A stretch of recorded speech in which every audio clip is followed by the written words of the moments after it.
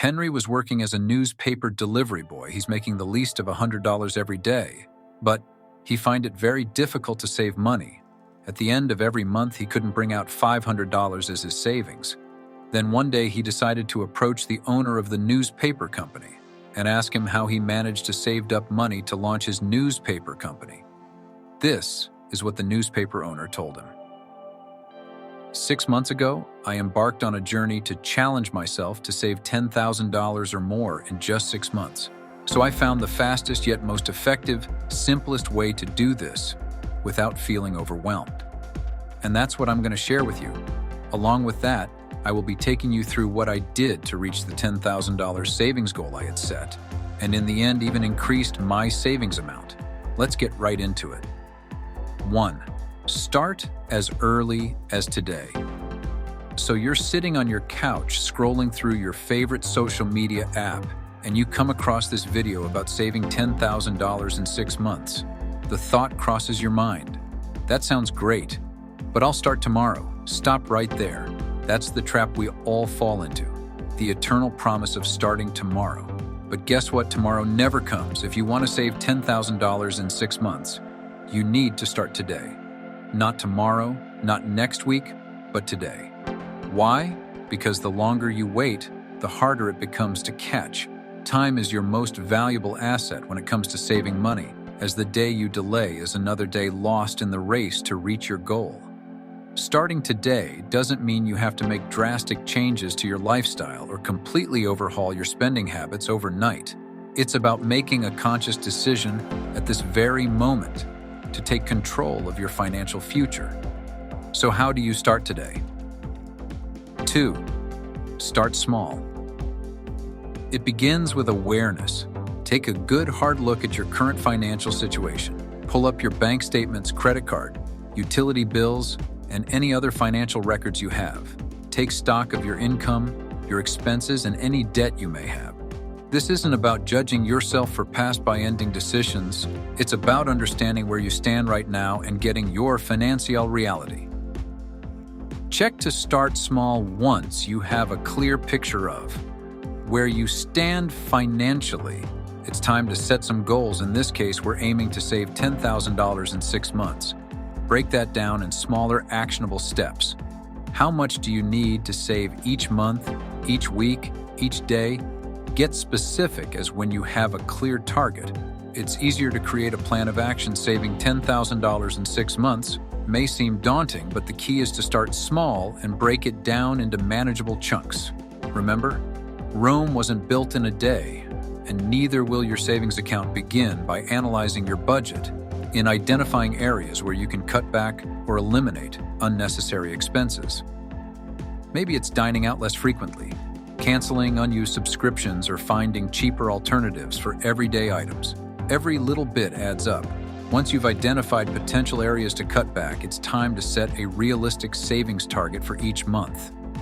Take that $10,000 goal and divide it by 6 to determine how much you need to save each month. This will be $1,666 per month to reach your $10,000 goal in 6 months, but don't stop there.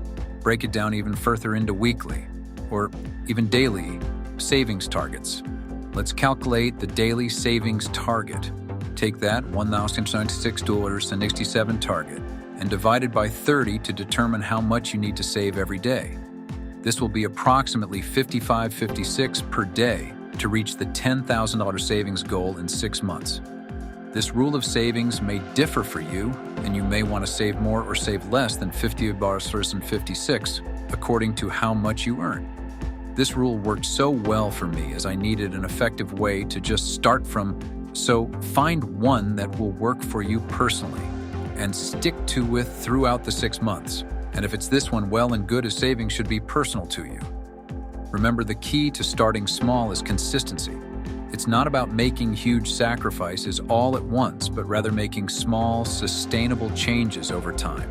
3. Automation. Once you've set your savings goals and identified how much you need to save each month, it's time to put your money-saving plan on autopilot. Automation is your best friend when it comes to saving money effortlessly. The idea is simple setup systems that automatically funding money into your savings account without you having to think about it. Start by scheduling automatic transfers from your checking account to your savings account. You can do this through your bank's online banking platform or mobile app, as there are plenty of budgeting apps out there that can help you track your spending. Set savings goals and even transfer money into your savings account automatically based on your spending habits. Set the transfers to occur on your payday or shortly after so you're not tempted to spend the money before it gets saved. Treat your savings like a non-negotiable bill that must be paid every month. Just like you wouldn't skip paying your rent or mortgage, don't skip paying yourself first, as saving is a form of you paying yourself. By automating your savings, you remove the temptation to spend that money elsewhere, and you ensure that you're consistently making progress towards your goal. A really great example of automation is how employers automatically save part of your salary to employer-sponsored retirement plans. To automate your savings is to take advantage of employer-sponsored retirement plans. These plans often allow you to contribute a percentage of your paycheck directly from your pre-tax income, making it painless to save for the future. So take advantage of automation to make saving money as effortless as possible and watch your savings grow without even lifting a finger. 4. Know your why. All right, my friends, let's get real for a moment. Saving money isn't always easy. It requires discipline, sacrifice, and sometimes saying no to things you want in the moment. That's where knowing your why comes in. Start by asking yourself why you want to save $10,000 in 6 months. Is it to build an emergency fund for unexpected expenses? To take that dream vacation you've been putting off? To put a down payment on a house or pay off debt? Whatever you read, and write it down and keep it somewhere. You'll see it every day. Make it crystal clear in your mind. Visualize what achieving those goals will look and feel like. Maybe it's picturing yourself lounging on a beach in Bali or being handed over the keys to your new home. Whatever it is, use it as fuel to keep you going, as knowing your why is what will keep you motivated. When the going gets tough, it'll remind you why you're making the sacrifices you're making and help you stay focused on your long-term goals. Also, be flexible with your goals and be willing to adjust them as needed. Life is unpredictable, and circumstances may change as long as you stay focused on your overall objectives. It's okay to make course corrections along the way, and keep in mind that every dollar you save brings you one step closer to achieving your dreams. 5. Understand and master the purchasing power of your money to increase your savings. Now that you're diligently saving money, it's essential to understand how to make your money work for you. Saving money is just the first step. The next crucial step is making sure your money grows over time. Saving money is great, but if it's just sitting in a low-interest savings account, it's not doing much in terms of growing your money while you continue to save.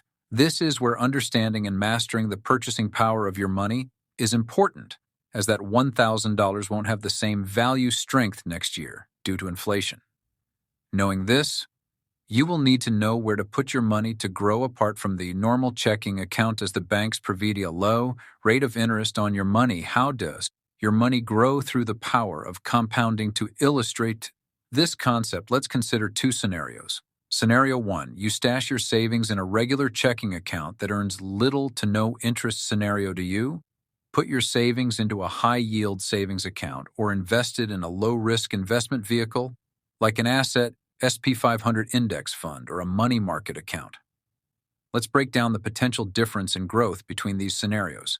Using some numbers, scenario 1, let's say you save the $1,667 per month for 6 months, totaling $10,000. If you keep that money in a regular checking account with no interest, it will still be $10,000 after 6 months. Scenario 2, let's say you put that same $1,667 per month into a high-yield savings account with an annual interest rate of 5% with a monthly interest rate of approximately 0.47%. Savings will grow steadily over the 6 months. By the end of 6 months, your savings will have grown from $10,000 to $10,150, including interest. The same goes if instead you invest your savings in an S&P 500 index fund with an average annual return of 8%. If you invest your $1,666.67 per month for 6 months into the Sci 500 Index Fund, your money has the potential to grow from $10,000 to approximately $10,400. This growth is due to the power of compounding, where your investment earns returns on both the initial principal and any accumulated interest by understanding the potential growth opportunities offered by different investment options. You can make informed decisions about where to put your money to maximize its purchasing power over time. If you would like to know more about compounding, check my older videos. It will help get a better understanding of the power of compounding. Also, if you would be interested in knowing the best cost-effective, high-return compounding assets to invest in, kindly check the video before this and leave a comment if you're enjoying this video. So, let me know in the comments what you are interested in so that I can make a video on it. So whether you choose a high-yield savings account, an investment fund, or a combination of both, the key is to ensure that your money is working for you and not just sitting idle. 6. Learn how to control your dopamine to spend. Picture this: you're scrolling through your favorite social media app, minding your own business, when suddenly come across an ad for those trendy sneakers you've been eyeing. Your heart races, and before you know it, you've clicked add to cart faster than you can say. Impulse buy sound familiar? That, my friends, is dope. I'm in at work. The feel-good chemical in your brain that's responsible for those rush of pleasure and excitement when you see something you want. And guess what? Companies know all about it, and they are experts at leveraging it to make you spend more money. See, here's the thing about dopamine. It's not just about the act of buying itself, it's the anticipation, the thrill of the chase that really gets us hooked, and savvy businesses capitalize on this by bombarding us with flash. Limited Time offers an irresistible deals designed to trigger those dopamine receptors in our brains. They know that if they can get us excited enough, we'll throw caution to the wind and whip out our wallets without a second thought. But here's the thing. Just because your brain is wired to seek out pleasure doesn't mean you have to let it control you. Recognizing when your dopamine is being hijacked is the first step to regaining control. Next time you feel that urge to splurge, take a moment to pause and ask yourself, is this something I really need, or I'm just chasing that mean hit chances? That impulse to buy will start to fade, and you'll thank yourself later for resisting the urge. The best way to know if you really need to buy an item is to wait at least 24 hours if it's a small purchase, and 30 days if it's a big purchase. This will give you time to decide whether you really need it, or it's just another item that, when bought, will be unused or clutter your space. By being mindful of your spending triggers, you can start to break free from the cycle of impulse buying and stay focused on your savings goals. Saving money isn't just about cutting back on expenses, it's also about understanding and managing your dopamine to control your spending and save more money. 7. Mind your business. Minding your business isn't about being nosy or sticking your nose where it doesn't belong. It's about staying laser focused on your own financial journey and not getting distracted by what others are doing. Here's the thing, we live in a world where it's easy to compare ourselves to others, especially with the rise of social media. We see our friends posting pictures of their fancy vacations, new cars, and designer clothes, and suddenly we feel like we're not measuring up. But here's the truth. Everyone's financial situation is different, and what works for one person may not work for another. Maybe your friend can afford to splurge on luxury items because they make a higher income or have fewer expenses. That's their business, not yours. Learn to tune out the noise and stay focused on your goals. It's okay to say no to social outings or expensive purchases if they don't align with your priorities. Remember, short-term sacrifices lead to long-term gains. Care less about what others think of your saving journey. Saving money isn't always glamorous, and not everyone will understand your choices. Some people might not understand why you're skipping brunches or passing up on the latest gadget. And that's okay. You don't owe anyone an explanation for how you choose to manage your money. It's also essential to surround yourself with supportive people who understand and respect your financial goals. Find a community or support system, whether it's finding like-minded friends, joining online forums, or seeking out a financial advisor. Having a support system can make all the difference. Your financial journey is yours and yours alone. So don't let anyone else's opinions or lifestyle choices dictate your path. Saving isn't just about finances. It's about taking ownership of your life and pursuing your dreams with confidence and determination, and before you know it, you'll reach your goal.